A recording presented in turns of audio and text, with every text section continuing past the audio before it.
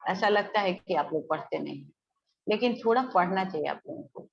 जब क्लास में आइए तो थोड़ा सा भी देख लीजिए कि क्या है। अगर नहीं समझ में आए तो कोई बात नहीं, that is not a matter.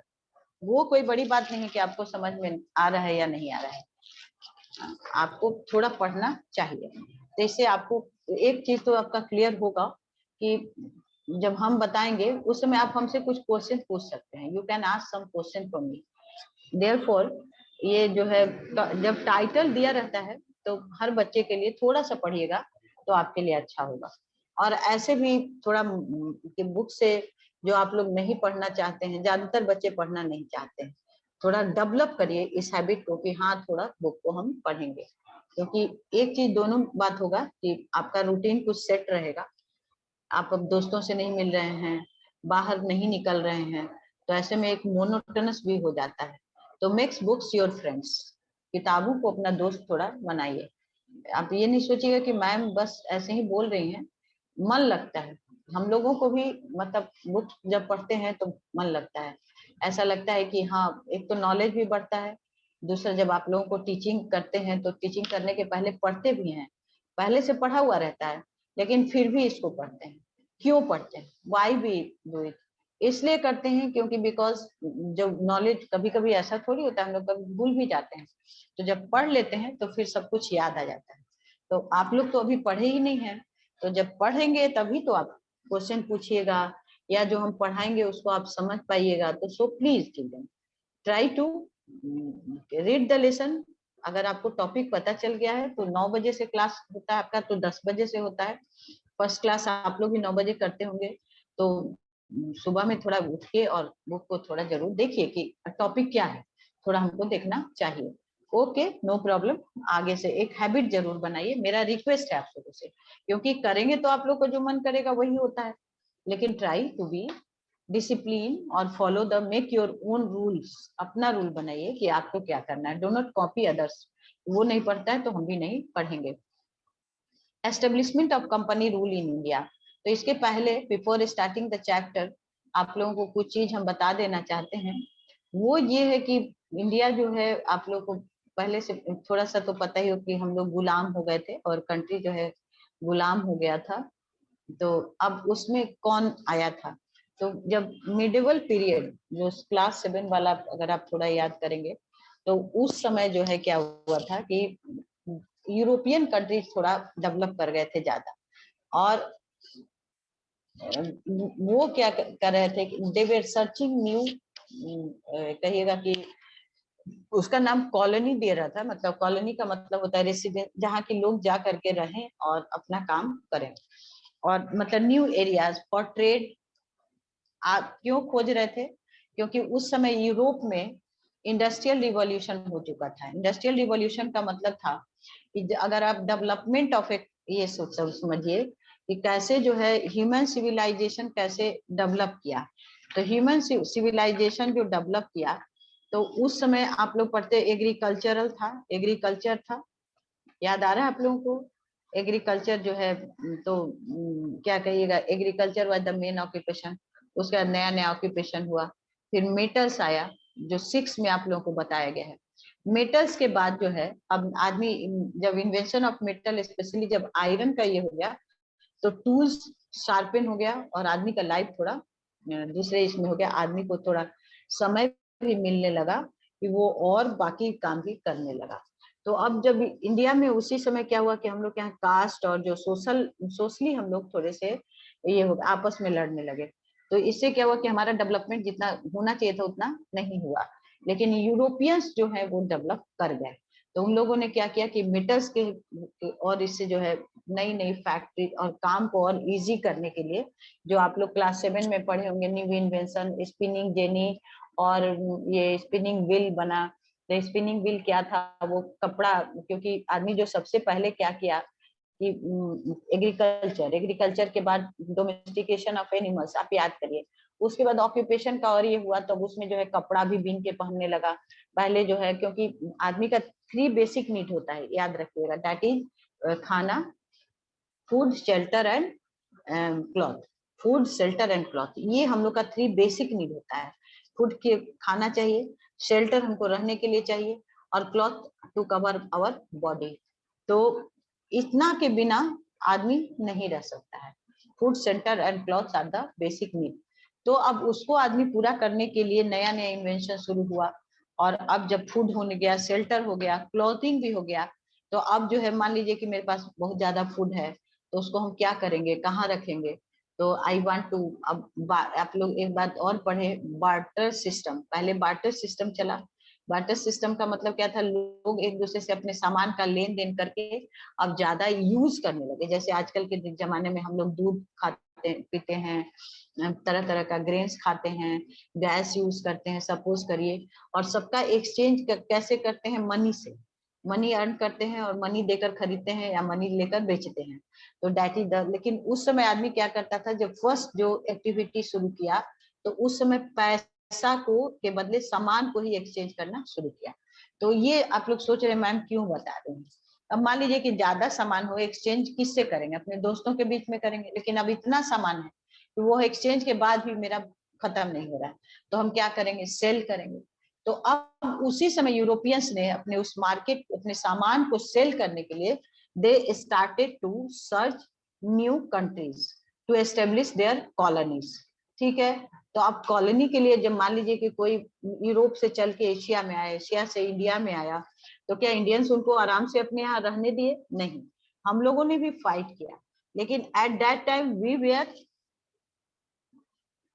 Not very strong, because we were, हम लोग आपस में ही लड़ते रहते थे।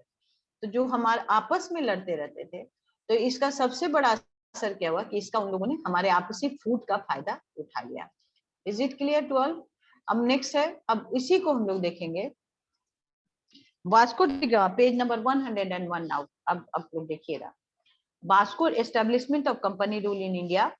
Vasco da Gama landed at Calicut in 1498। Vasco da Gama जो है वो पुर्तगाल का रहने वाला था, एक सेलर था, और कालीकट जो है ये इट इज इन केरल, वहां सबसे पहले आया। He was the first outsider who entered India, who came India, and mark the beginning of the European era in the Indian history. और उस समय जो शुरू हो गया कि अब जो यूरोपियंस जो है इंडिया में आने लगे। By the 16th century, the Portuguese had established their colony in Goa. और 16th century में पुर्तगालियों ने गोवा में अपना कॉलोनी बना लिया। In the next century, अब 17th century में, India became a popular destination for a large number of European traders, adventurers and missionaries from England, Spain, France, Holland, etc.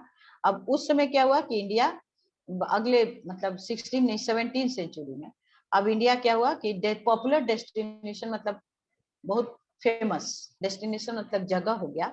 किसका किसका हो गया? यूरोपियन व्यापारियों का, जो लोग एडवेंचरर मतलब जो नए नए कंट्री खोजते थे उनके लिए, एंड मिशनरी जो लोग धर्म का इस्लाम कर रहे हैं, क्रिश्चियनिटी में जो लोग धर्म का, उनके लिए भी। तो अब कहाँ कहाँ के? इंग्लैंड के, स्पेन के, फ्रांस के, हॉलैंड के, पुर्तगालीज etc. The age of imperialism in India began with the weakening and eventually the disintegration of the Mughal Empire. अब मुगल एम्पायर स्पेशली जब औरंगजेब के बाद धीरे धीरे अब इंडिया क्या हुआ? कमजोर होने लगा, क्योंकि मुगल जो लास्ट मुगल थे वही इंडिया को एक साथ यूनाइट करके रखे हुए थे। लेकिन जब वो खुद कमजोर हो गए, तो जो छोटे छोटे राजा थे जिनको मुगल ने हराया था, वो लोग स्वतंत्र फ्री हो गए मतलब स्वतंत्र हो गए, और वो अपने अपने राज्य के लिए लड़ने लगे, छोटे छोटे जगह के लिए लड़ने लगे। तब इससे क्या हुआ? The lack of a strong central authority led to the emergence of many independent state. अभी हमने बताया आप लोगों को कि सेंट्रल अथॉरिटी मतलब मुगल उतने पावरफुल नहीं रह गए, तो इससे क्या हुआ कि बहुत सारे नए नए छोटे छोटे राजा बन गए। इंडियन ही थे वो लोग, लेकिन छोटे छोटे राजा जिनको कि मुगल लोग हरा करके और पूरा अपने अपना बनाए थे मुगल रूल, वो खत्म हो गया। कहने का मतलब ये हुआ the and emergence of many independent and that revolted against the weak successor of Aurangzeb. तो औरंगजेब के बाद जो भी मुगल राजा हुए वो लोग बहुत कमजोर थे, तो ये लोग जो है उनके अगेंस्ट में रिवोल्ट किए। रिवोल्ट मतलब विद्रोह किए। They were the states of Bengal, Awadh, Hyderabad and Mysore.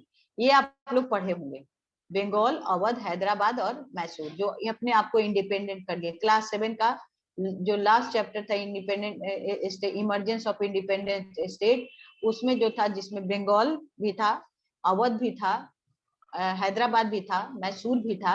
Hyderabad और मैसूर, ये आप लोग याद कर लीजिए, इतने थे। और मैसूर में जो कि हैदराबाद में वोडेयार ब्रदर्स थे, और इधर मैसूर की तरफ, और हैदराबाद में टीपू सुल्तान, और ये मैसूर की तरफ टिपू सुल्तान और उसके फादर थे। तो ये and Mysore, the Sikhs, the Marathas, the Jat and the Rajput also set up their own kingdom. अब ये लोग भी, जो सिख थे, मराठा थे, और सिख मतलब under the leadership of Guru Tegh Bahadur और गुरु Govind Singh, Maratha under the leadership of Chhatrapati Shivaji, जो क्लास 7 में आप लोग का पढ़ा हुआ है। द जाट उन्हीं मतलब सिख से ही निकले थे। द राजपूत, ये लोग जो है अपना इंडिपेंडेंट स्टेट बना लिए थे। Hence the stage was set for Europeans to take advantage of this situation. और ये लोग आपस में लड़ते ही रहते थे। तो अब इस लाइन का मतलब समझ लीजिए, hence the stage was set for Europeans to take advantage of this situation. Stage मतलब क्या हुआ कि हम लोग की आपसी लड़ाई और छोटे छोटे राज्य जो बन गए, तो अब इससे क्या हुआ कि यूरोपियन को मौका मिल गया कि अब वो लोग जो है आए और हमको हरा ले, क्योंकि हम लोग यूनाइटेड नहीं थे। इसीलिए ट्रेडिंग कंपनी मतलब व्यापार करने वाले लोग। Many European trading companies established their trading center in coastal areas of India. अब जो लोग यूरोप से आए, ट्रेडिंग सेंटर मतलब व्यापार करने का, उन लोगों ने अपना, उस समय व्यापारियों को आने जाने के, इंडियंस लोग भी व्यापार करने जाते थे और ये लोग भी आते थे। तो अब इन लोगों ने एस्टेब्लिश कोस्टल एरिया मतलब समुद्र के किनारे के जो हमारे मतलब जो राज्य थे वहां पर, जैसे बंगाल में, मद्रास में, इस जगह पे इन लोगों ने अपना ट्रेडिंग सेंटर बनाया, व्यापार करने का जगह बनाया। The trading centres where called factories, मतलब उसका नाम क्या था, फैक्ट्री कहता था। तो फैक्ट्री का मतलब क्या हुआ, द प्लेस वेयर फैक्टर्स और ऑफिशियल वर्क, जहाँ की ऑफिशियल लोग काम करते थे, मतलब ऑफिशियल किसके, कंपनी के, जो कंपनी के जो ये थे, इसीलिए उसको फैक्ट्री नाम दिया। अब कहता है some of the factories were fortified as a safeguard from the rival trading company. अब ये लोग आपस में लड़ते भी थे, और जब लड़ाई करके और क्या करते थे, आ करके उस फैक्ट्री में छुप जाते थे। तब उन फैक्ट्री में जो है बाकी जो है लोग उसमें नहीं जा पाते थे। तब इससे क्या हुआ कि फैक्ट्री जो है इन लोगों को बचाने के भी काम में आते थे। फैक्ट्री क्या करते थे, इन लोगों को बचाने के भी, जो राइवल्स थे उनको बचाने के भी काम आते थे। अनुप्रिया कुमारी, क्या क्वेश्चन है बताइए अनुप्रिया? अनुप्रिया कुमारी, आपने बोला मैम, जैसे आपने बोला जब इंडिया कमजोर पड़ गया, सब लोग अपने में ही लड़ाई करने लगे, तो जो यूरोपियंस थे वो इंडिया में आ गए, वो हमें हरा सके। तो मैं वो हम लोग को हराना क्यों चाहते थे जब हम लोगों ने यूरोपियंस का कुछ नहीं किया था? तो क्या बोली, लास्ट लाइन रिपीट करो।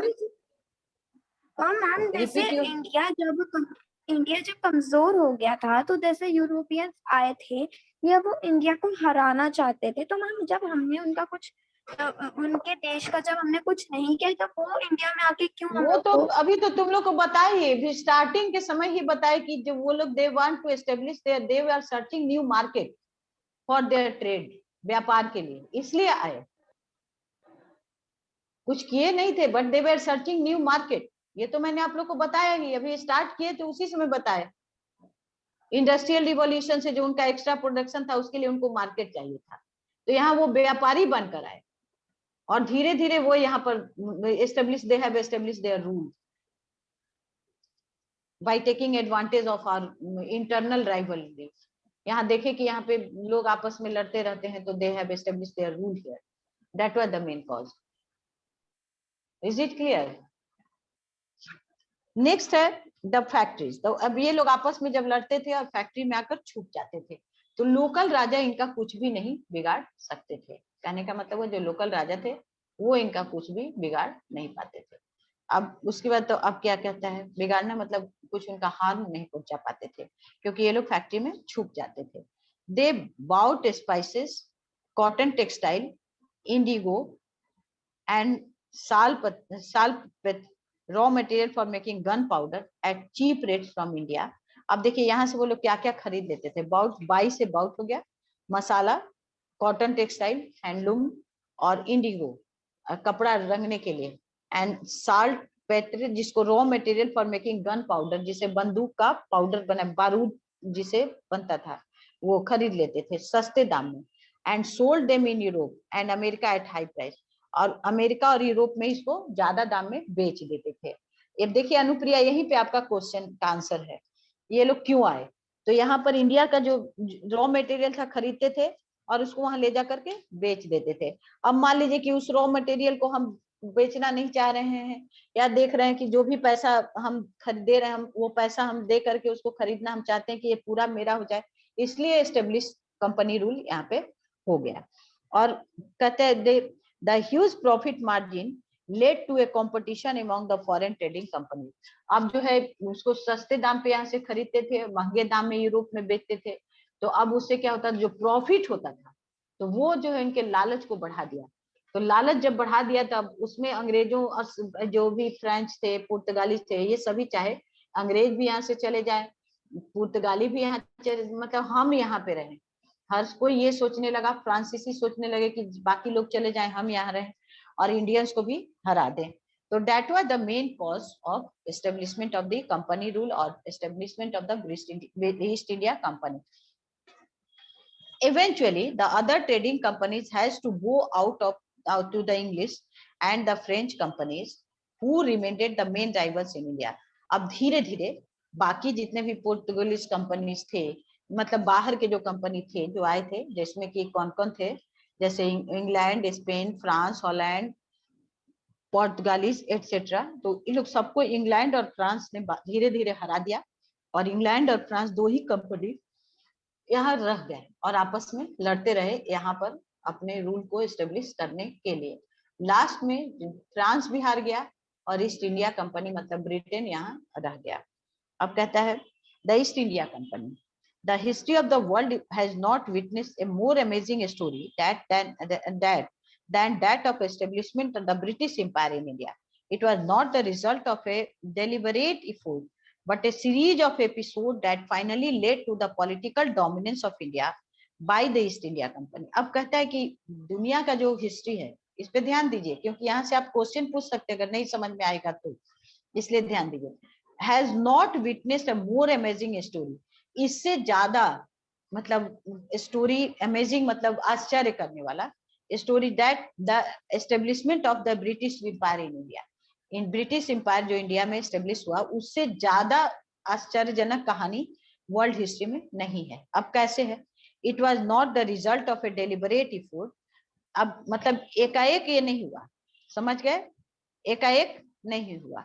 अब ये कैसे हुआ, but A series of episode, अब धीरे धीरे एपिसोड मतलब जैसे मान लीजिए कि कोई भी सीरियल हम लोग देखते हैं तो एकाएक वो मूवी टाइप का नहीं था, धीरे धीरे सीरियल वाइज ये हुआ, मूवी नहीं था, क्या था, सीरियल वाइज हुआ।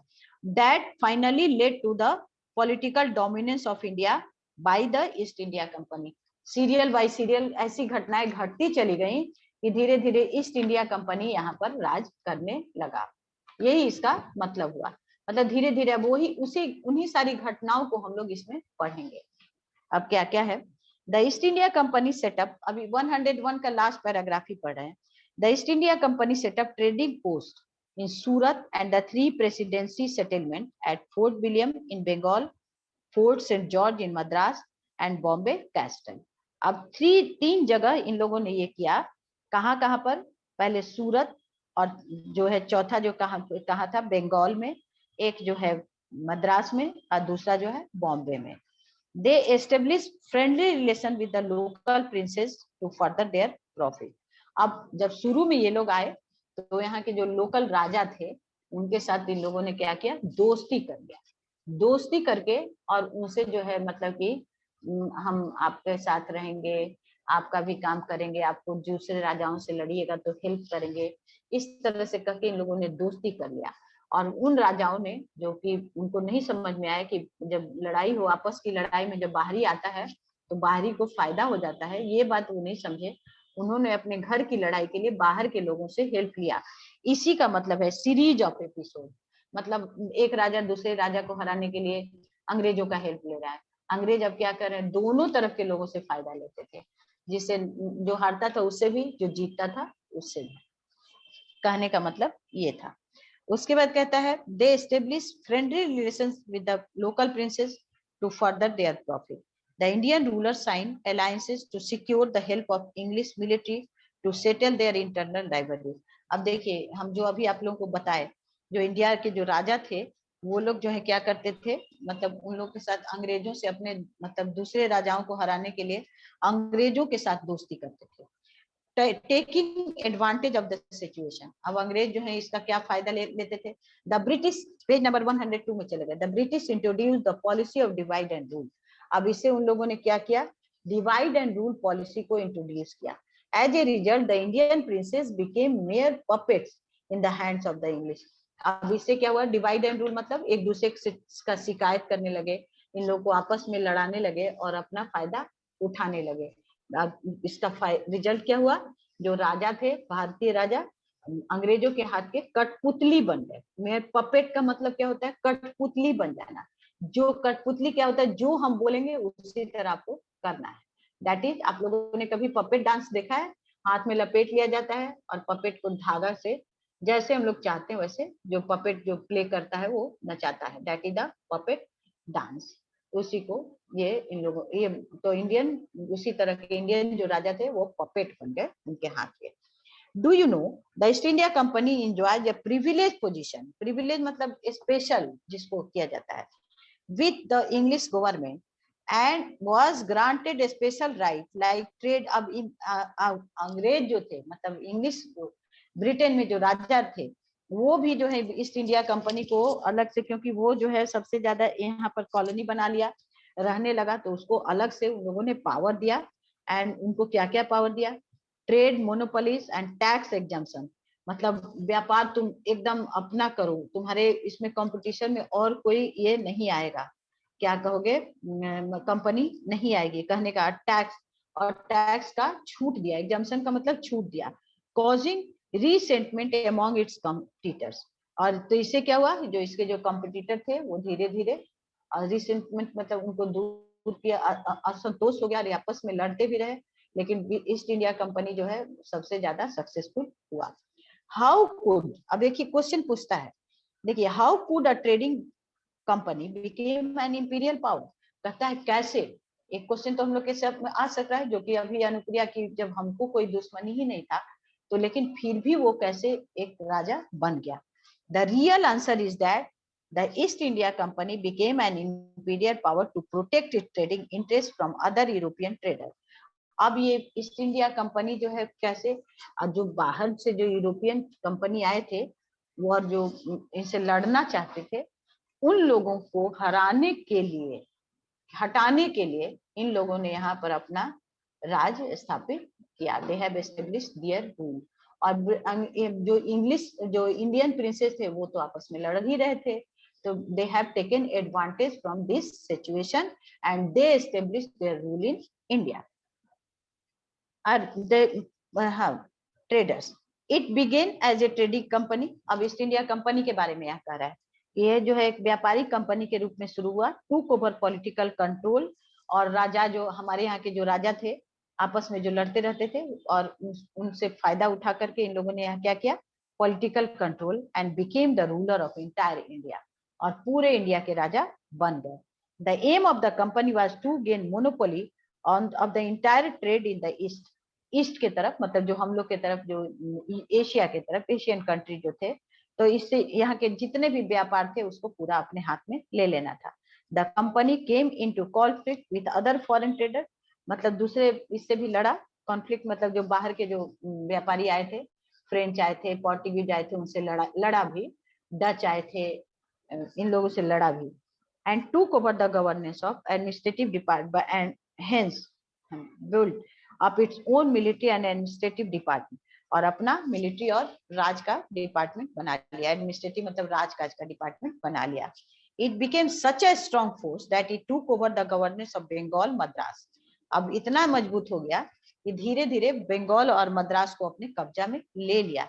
नाउ चेन्नई एंड बॉम्बे को भी। Gradually the trading company transform into an auxiliary government and military power, मतलब सहायक, मतलब जो मेन राजा था उसका मदद करने लगा ट्रेडिंग कंपनी, और मिलिट्री पावर बन गया। That ended only in 1858। और ये खत्म कब हुआ? 1858 में। अब 1858 के पहले थोड़ा पढ़ लीजिए, 1858 आने के पहले क्या क्या हुआ।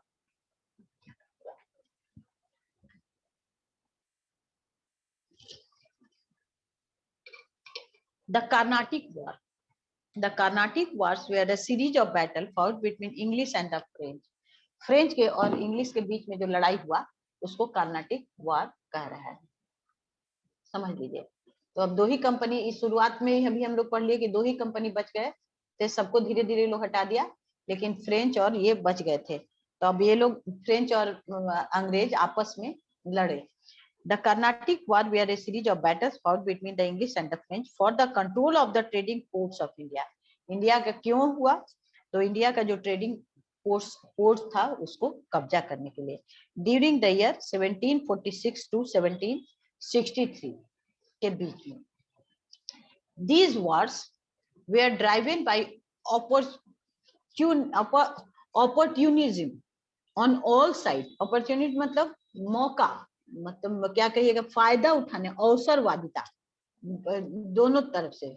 एंड दो and the native princes did not want to surrender their territory to an outside power. and उसके साथ साथ एक तो हुआ कि अपना दोनों तरफ से मौका परस्ती, और जो देसी राजा थे वो जो है अंग्रेज या फ्रांस दोनों में से किसी को भी अपना राज नहीं देना चाहते थे। To an outside power, they often cooperated willingly with Europeans to strengthen their own position. अब उससे क्या करते थे कि यूरोपियन के साथ वो जनरली हेल्प मदद करते थे, अपने की सोचते थे कि हम मेरा अपना पोजीशन जो है स्ट्रांग हो जाएगा। वो लोग फ्रांस के विरुद्ध में यूरोपियन की हेल्प करते थे। यूरोपियन ज्यादा चालाक थे, डिवाइड एंड रूल ज्यादा पॉलिसी करते थे। द फर्स्ट कार्नाटिक वॉर जो 1746-48 2 साल चला। The Carnatic war was a result of Austrian succession war that took place in 1740 between Austria and Prussia. अब देखिए यहाँ पर आपको कह रहा है दो, ये यहाँ पर इंडियन से नहीं कह रहा है, ये जो है कहानी कहाँ चला गया? यूरोप में ले गया, जहाँ पर्शिया में और ऑस्ट्रिया के बीच में वॉर ऑफ सक्सेशन मतलब राजा बनने का लड़ाई हुआ 1714। England and France entered opposite side in this war. अब क्या हुआ? इंग्लैंड और फ्रांस जो है इस लड़ाई में दोनों, मतलब एक पर्शिया में गया एक ऑस्ट्रिया में गया, ये कहने का। Commander Barnett the British naval officer arrived into India with troop. अब इसमें जो है कमांडर जो बार्नेट था, नेवल ऑफिसर था, इंडिया आया अपनी सेना को लेकर के। But the French propose peace with British. लेकिन फ्रेंच ने क्या कहा कि ब्रिटिश के साथ ये किया, प्रपोज मतलब या मतलब दोस्ती का हाथ बढ़ाया, कहने का मतलब है। पीस का मतलब दोस्ती। The Nawab of Carnatic Anwaruddin also ordered that there should not be any war. अब जो उस समय कर्नाटक का जो नवाब था अनवरुद्दीन, उसने कहा कि कोई आपस में लड़ाई नहीं होना चाहिए। So commander Barnett return to England. अब कमांडर बार्नेट जो है इंग्लैंड चला गया। But Dupleix did not keep his promise and attacked Madras and occupied. लेकिन जो ड्यूप्लेक्स जो उस समय वहां का जो मतलब कंपनी का हेड था, वो जो है जो इसका प्रॉमिस जो किया उसको नहीं माना और मद्रास पर अटैक कर दिया and occupy it. The British complain to the nawab. अब ब्रिटिश ने क्या किया? ड्यूप्लेक्स जो है ये था फ्रांसीसी था, फ्रांस का था। तब अब देखिए इंग्लैंड वापस चला गया और फ्रांस क्या किया? अपना प्रॉमिस नहीं रखा और मद्रास पर अटैक करके। अब इन लोगों ने, ब्रिटिश ने क्या किया? नवाब को कंप्लेन किया कि इसने ऐसा किया। ही declared war against the French. तो नवाब ने क्या किया? उसके फ्रेंच के खिलाफ में लड़ाई किया। द बैटल टूक प्लेस इन 1746। अब इसमें नेचुरली अंग्रेज जो थे वो नवाब के साथ थे, वो अपना ट्रेड इंटरेस्ट देख रहे थे। In this battle Anwaruddin was defeated by the French. अब इसमें क्या हुआ कि फ्रेंच ने अनवरुद्दीन को हरा दिया। The Austrian succession war came to an end in 1748। अब ऑस्ट्रिया में जो सक्सेशन मतलब जो लड़ाई हो रही थी सिंहासन के लिए, वो खत्म हो गया 1748। The power of France weekend in India also. अब इससे क्या हुआ? फ्रांस का जो पावर था वो इंडिया में भी कमजोर हो गया। France was forced to sign a treaty and hand over Madras back to England. अब फ्रांस क्या हुआ कि उसको एक साइन मतलब एक संधि पे साइन करना पड़ा और मद्रास को इंग्लैंड को वापस देना पड़ा। अब इसका यूरोप का असर यहाँ पे इंडिया में पड़ा। कहने का मतलब ये हुआ the first Carnatic war. Children please pay attention, जब इसको आप लोग पढ़िए तो आप लोग थोड़ा जरूर ध्यान दीजिए क्योंकि ये जो है थोड़ा कॉम्प्लिकेटेड है। तो जब तक सेल्फ स्टडी आप नहीं करेंगे तब तक आपको इसमें कुछ भी समझ में नहीं आएगा। I request all of you ये आप लोग थोड़ा सेल्फ स्टडी जरूर करिएगा। अब इसी के साथ सेकेंड कर्नाटिक वॉर देखिए, फर्स्ट तो हो गया, अब सेकेंड दूसरा लड़ाई हुआ फिर से उसी जगह के लिए।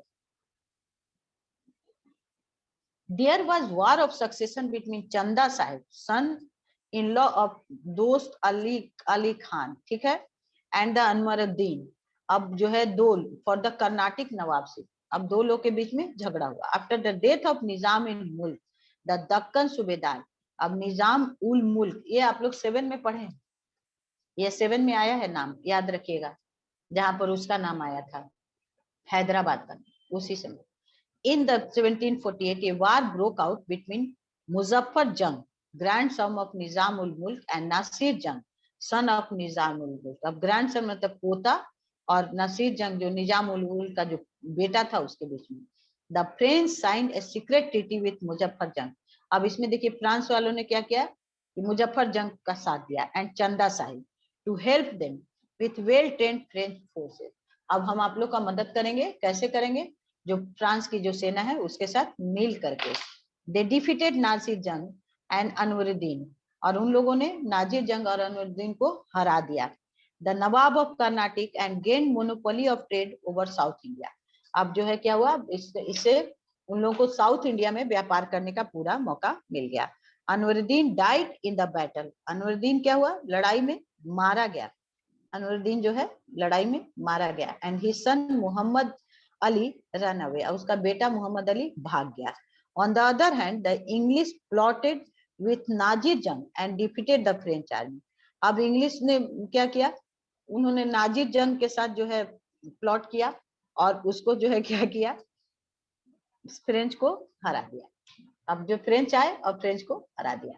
अब देखिए दोनों एक दूसरे के राइवल को मदद कर रहे हैं।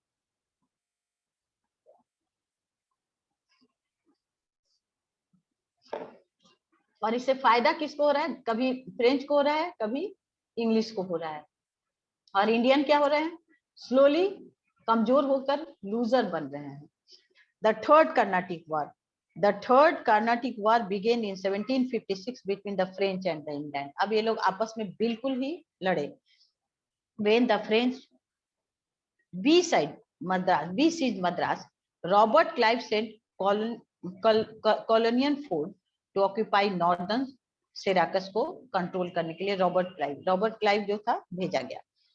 फोर्ट ऑक्यूपाइड नॉर्दर्न, अब ये जो है फोर्ट जो है ये जो है क्या किया कि नॉर्दर्न प्लेन ऑक्यूपाइड मताधिकार कर दिया नॉर्दर्न सिराकस को, ब्रॉड सालाबाद जंग the fourth Nizam of Hyderabad under his control, उसको अपने कंट्रोल में कर लिया। अब देखिए क्या होता है, Salabat Jung gave northern Circars to the British, उसने ब्रिटिश को रॉबर्ट क्लाइव को दे दिया। A battle took place in 1760 at the Vandiwas between the English and the French। अब क्या हुआ कि अब इंग्लिश और फ्रेंच जो है फाइनली आपस में लड़े। द फ्रेंच इसमें हार गए, the French were defeated. Pondicherry now Puducherry was occupied by the British. अब ब्रिटिश ने क्या किया, पौंडीचेरी को अपने कब्जा में कर लिया। अब देखिएगा ये पौंडीचेरी ये सब जो है अरेबियन इससे सटा हुआ है उससे, और बहुत इंपॉर्टेंट ट्रेडिंग जगह है इसीलिए। When the 7 years war ended in Europe in 17, अब ऑस्ट्रिया और इसमें खत्म हुआ, मतलब जो फर्स्ट वार जो आप लोग देख रहे हैं ऑस्ट्रिया और रशिया का वार जो खत्म हुआ, वार ऑफ सक्सेशन। तो अब क्या हुआ, 17 the treaty of Paris was sign, तो पेरिस का ट्रीटी जो है साइन किया गया, संधि पेरिस में, फ्रांस की राजधानी। As per this treaty Puducherry was given back to the France, अब इसमें जो फ्रेंच को पुडुचेरी वापस दे दिया गया। Robert Clive succeeded in making a name for himself among the native princess, अब रॉबर्ट क्लाइव का बहुत नाम हो गया, जो वहाँ के जो राजा थे, यहाँ के इंडियन जो राजा थे उनके बीच में। He won many more battles for the English, अंग्रेजों के लिए वो और बहुत सारा लड़ाई जीता। एंड फॉइल डुप्लेक्स को क्या हुआ, उसको मतलब फॉइल मतलब दबा दिया। The French general at every turn, हमेशा ही उसको हराता रहा, हर टर्न में हराता रहा। As a result of constant defeat, Dupleix was called back to France in disgrace. अब जो है लगातार हारने की वजह से डिप्लेक्स को क्या हुआ, फ्रांस वापस बुला लिया गया, पूरा मतलब बेइज्जती करके एक तरह से। डिसग्रेस मतलब उसका इज्जत खत्म हो गया। Eventually French east India company was dissolve in 1770। अब देखिए फ्रेंच का जो ईस्ट इंडिया कंपनी था वो धीरे धीरे खत्म हो गया 1770 में। The French ambition of establishing an empire in India ended and the British supremacy was firmly established. अब जो है फ्रेंच ये खत्म हो गया और ब्रिटिश सुपरमेसी शुरू हो गया, कार्नाटी का तीसरा वार होते होते। अब आप लोग इस लेसन को अच्छी तरह से बच्चे पढ़िएगा, कोई क्वेश्चन है तो पूछ लीजिए। If you have a question you may ask. Ma'am, when Portugal go from India then what is effect? Effect कुछ नहीं हुआ, पुर्तगाल धीरे धीरे हारता गया, जाता गया। इसका इफेक्ट बाद में पता चला जब ईस्ट इंडिया कंपनी सबसे स्ट्रांग हो गया, यही इफेक्ट हुआ। Is it clear? और एनी कोई और क्वेश्चन किसी